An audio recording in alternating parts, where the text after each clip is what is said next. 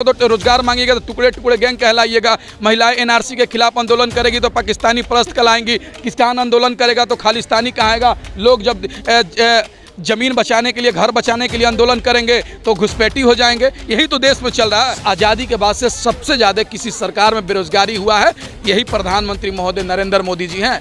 आज देश में लोग रोजगार के लिए दर दर भटक रहे हैं, लेकिन प्रधानमंत्री जी इस पर चर्चा नहीं करेंगे। अफगानिस्तान, तालिबान, हिंदू, मुस्लिम, बैकवर्ड, फॉरवर्ड, गरीब, यही सब चीज़ पर तो चर्चा हो रहा है। 18 घंटे काम करके जीडीपी माइनस में कर दिए, अर्थव्यवस्था चौपट कर दिए, रोजगार को रोजगार छीन लिए। क्या 18 घंटा मजाक बनाए हुए हैं? अगर ये कह दे 24 घंटा तो हमारा देश गुलाम हो जाएगा। भाई मोदी जी कम से कम सोया कीजिए, 6 घंटा ही काम कीजिए, हमारा देश सुधर जाएगा। ये सरकार रोजगार के नाम पर हमारे साथ तमाचा मारने का काम की है, हमको मूर्ख बनाने का काम की है। पकौड़े तलो, आत्मनिर्भर बनो, आत्मनिर्भर से देश चलेगा, पकौड़े से देश चलेगा। मोदी जी को पत्रकार से प्रेस कॉन्फ्रेंस नहीं करेंगे, युवा से रोजगार की बात नहीं करेंगे, किसानों से किसान की बात नहीं करेंगे, महिलाओं की सुरक्षा की बात नहीं करेंगे। उनसे गपलप बात कीजिए। आम कैसे खाते हैं, काट के या चूस के? आप प्लेन में कैसे बैठते हैं, चप्पल पहन के जूता पहन के? इस पे चर्चा कीजिए। आप कहाँ घूमते हैं, क्या रूटीन है? अरे गजब मजाक है भाई। अभी बिहार के अंदर, देश के अंदर तमाम लोग रोजगार के लिए सड़क पर भटक रहे हैं, लेकिन प्रधानमंत्री जी को अमेरिका घूमने से फुर्सत मिलेगा तब तो। 1.5 साल से हमारे देश में कोरोना महामारी था, प्रधानमंत्री जी बैठे हुए थे, लेकिन जैसे ही कोरोना ठीक हुआ, स्थिति सामान्य हुई तो प्रधानमंत्री दुनिया घूम रहे। लगातार हम बेरोजगारों की आवाज़ उठा रहे हैं, लगातार हम उन लोगों के लिए आवाज़ उठा रहे हैं जिन्हें अपना हक मिलना चाहिए, नौकरी मिलनी चाहिए, क्योंकि नौकरी का बाकायदा वादा किया गया था। आज मेरे साथ शौकत अली मौजूद हैं, सोशल एक्टिविस्ट हैं, लगातार आवाज़ उठा रहे हैं। एसएससी जीडी के लिए लगातार आवाज़ उठा रहे हैं। एसएससी जीडी छात्रों के साथ जो व्यवहार किया गया पुलिस द्वारा, आपको क्या लगता है अगर आप होते तो क्या करते? बहुत हुआ युवाओं पे अत्याचार, अब की बार मोदी सरकार। बहुत हुआ युवाओं पे मार, अब की बार मोदी सरकार। ये सरकार 2014 से पहले नारा दिया करती थी, लेकिन आज जब देश का युवा सड़क पर एसएससी जीडी के खिलाफ, बिहार एसएससी के खिलाफ, एसएससी सीजीओ के खिलाफ, तमाम एसएससी के खिलाफ सड़क पर है और कह रहा है कि जिस तरीके से एसएससी के अंदर घोटाला हो रहा है, ये पूरे तरीके से गलत है। लेकिन सरकार जब युवा रोजगार मांगने आता है तो उसके ऊपर लाठी चार्ज किया जाता है, उनको बेरहमी से लाठी से पीटा जाता है। आप बताइए एक मैडम बात, एसएससी 2018 के बच्चे, जीडी के बच्चे जब एग्ज़ाम दे चुके हैं, मेडिकल दे चुके हैं, फिजिकल फिट हैं, इंट्रेंस एग्ज़ाम फिट हैं, तो क्यों उनको ज्वाइनिंग लेटर नहीं दिया जा रहा है? मैं प्रधानमंत्री जी से सवाल कर रहा हूं कि प्रधानमंत्री जी, उन बच्चों को भी तो आप रोजगार मत छीनिए जो बच्चे तमाम चीज़ों, प्रतियोगिता परीक्षा में तमाम चीज़ों में क्वालिफाई कर चुके हैं, लेकिन ज्वाइनिंग लेटर के लिए, नियुक्ति पत्र के लिए वो सड़क पर भटक रहे हैं। लेकिन आप क्या कर रहे हैं? आप उनको क्यों नहीं रोजगार देने का काम करते हैं? उनको ज्वाइनिंग क्यों नहीं करवा रहे हैं? मैं पूछना चाहता हूं, देश के गृह मंत्री से पूछ रहा हूं, देश के प्रधानमंत्री से पूछ रहा हूं, एसएससी के चेयरमैन से मैं पूछना चाहता हूं, उनको ज्वाइनिंग लेटर क्यों नहीं दे रहे हैं? आपके नियुक्ति पत्र क्यों नहीं दे रहे हैं? मैडम, बिहार के अंदर बिहार एसएससी का फॉर्म 2014 में आया था, स्नातक स्तरीय और इंटर स्तरीय। अभी तक इंटर स्तरीय का 6-7 वर्ष के अंदर एग्जाम नहीं हुआ। अभी तक ग्रेजुएशन स्नातक स्तरीय है, उनकी ज्वाइनिंग लेटर नहीं हुई। अभी भी बिहार के अंदर, देश के अंदर तमाम लोग रोजगार के लिए सड़क पर भटक रहे हैं, लेकिन प्रधानमंत्री जी को अमेरिका घूमने से फुर्सत मिलेगा तब तो। 1.5 साल से हमारे देश में कोरोना महामारी था, प्रधानमंत्री जी बैठे हुए थे, लेकिन जैसे ही कोरोना ठीक हुआ, स्थिति सामान्य हुई तो प्रधानमंत्री दुनिया घूम रहे। मोदी जी दुनिया घूमिए मत, इस देश के युवाओं के बारे में सोचिए जो रोजगार के लिए भटक रहे हैं। बहुत हर साल 2 करोड़ युवाओं को रोजगार देंगे, तो प्रधानमंत्री जी हमारा 14 करोड़ रोजगार कहाँ है? मैं पूछता हूँ, मेरा 14 करोड़ रोजगार कहाँ है? मोदी जी आप दीजिए हमको 14 करोड़ रोजगार।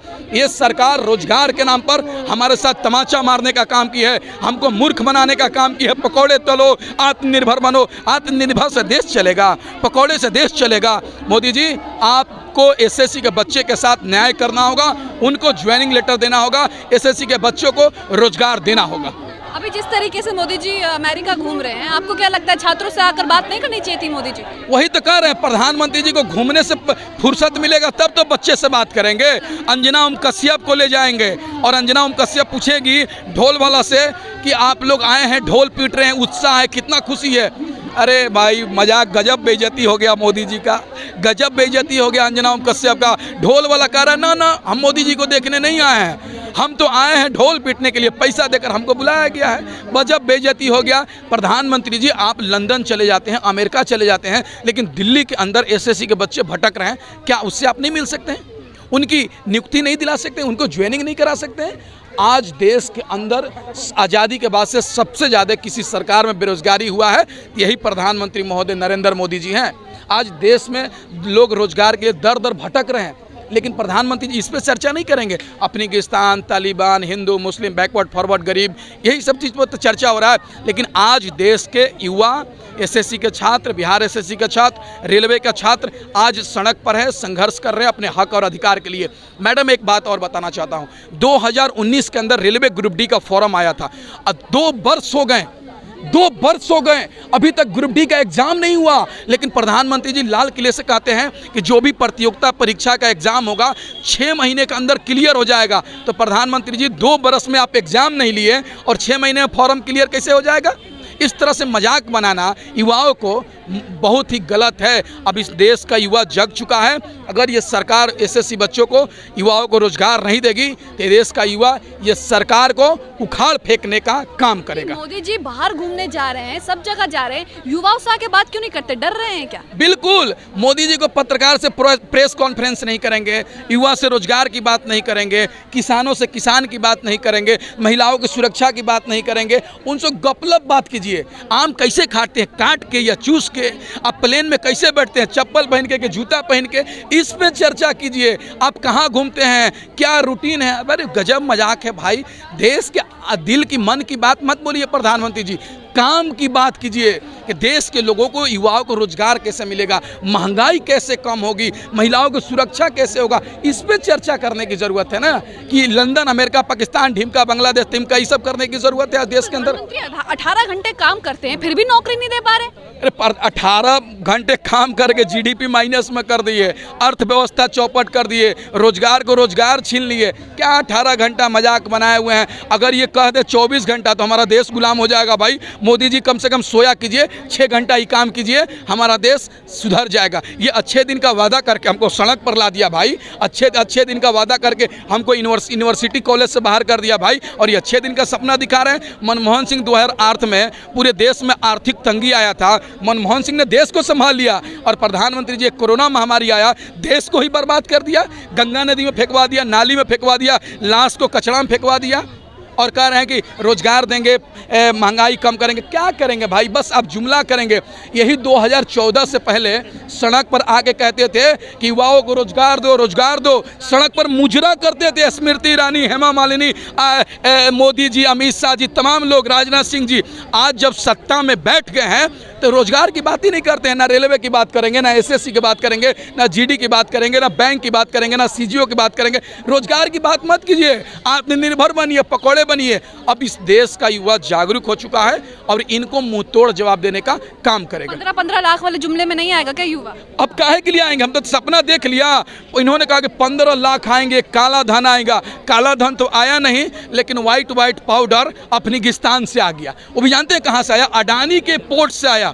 देखिए आज देश के अंदर निजीकरण खरीद करके इस देश के युवाओं को, इस देश के आम नागरिकों को नशीला पदार्थ देकर नशा में शामिल किया जाना चाहती है सरकार, ताकि लोग नशे में चूर रहे हैं। हमसे देश की बात ना करें, महंगाई की बात ना करें, रोजगार की बात ना करें, तमाम मुद्दे की बात ना करें, बल्कि नशा में समगीन रहें। आज बताइए, यही अन्नम गोस्वामी थूकता है भारत, जो बोलता है बार बार पूछता है भारत, तो हम कहते हैं थूकता है भारत। अन्नम गोस्वामी 25 ग्राम ड्रग्स पर तुम तमाशा मचा दिए, ड्रग्स दो, तमाशा मचा दिए थे। आज इतने ड्रग्स पकड़ा गए, कहाँ मेन स्ट्रीम मीडिया दिखा रही है, कहाँ बोल रही है? इन लोग को ड्रामा चल रहा है देश के अंदर। आज 15 लाख के नाम पर प्रधानमंत्री जी 2 बार हम आपको मुख्य प्रधानमंत्री बना दिया इस देश की जनता ने। 15 लाख जोड़ के 30 लाख हमको दीजिए। हमको दीजिए 30 लाख। अच्छा शौकत जी, एसएससी छात्र और जो बाकी छात्र हैं जिन्हें नौकरी नहीं मिल रही वो करें क्या? सड़क पर आते हैं तो लाठी मिलती है, मुकदमा मिलता है, कपड़े फाड़ दिए जाते हैं, घर पर परेशान रहते हैं, आत्महत्या करने की नौबत आ रही है, क्या करें फिर? देखिए ये सरकार हिटलर की सरकार है ना, अडानी और अंबानी की सरकार है, रामदेव बाबा की सरकार है, तो रोजगार कैसे देगी? आज रेलवे को निजीकरण किया जा रहा है और बोल रहे हैं कि मैं बेच नहीं रहा हूँ, किराए पे दे रहा हूँ। तो प्रधानमंत्री जी किराए के नाम पर काहे बेच रहे हैं? अगर आप किराए पे देते तो उसमें भारतीय रेलवे लिखा होना चाहिए ना, अडानी ग्रुप थोड़े रेलवे लिखा जाना चाहिए। आज देश के अंदर ये सरकार तमाम चीज़ों को बेचने का काम कर रही है, गरीबों को टारगेट करने का काम कर रही है, देश के युवाओं को रोजगार नहीं देकर उनको आत्महत्या करने पर मजबूर कर रही है, उनको सड़क पर लाने के लिए मजबूर ये सरकार कर रही है। प्रधानमंत्री जी गपशप से बचिए, रोजगार की बात कीजिए। लेकिन मोदी के खिलाफ छात्र अगर बोलते तो देशद्रोह का मुकदमा लग जाता है। करने दीजिए ना, ये लोग तो एपीजे अब्दुल कलाम को भी जिहादी बोलते हैं, तो हमको छोड़ दीजिए। रोजगार को तो रोजगार मांगिएगा तो टुकड़े टुकड़े गैंग कहलाइएगा। महिलाएं एनआरसी के खिलाफ आंदोलन करेगी तो पाकिस्तानी परस्त कहलाएंगी, किसान आंदोलन करेगा तो खालिस्तानी कहाएगा। लोग जब जमीन बचाने के लिए, घर बचाने के लिए आंदोलन करेंगे तो घुसपैठी हो जाएंगे। यही तो देश में चल रहा है।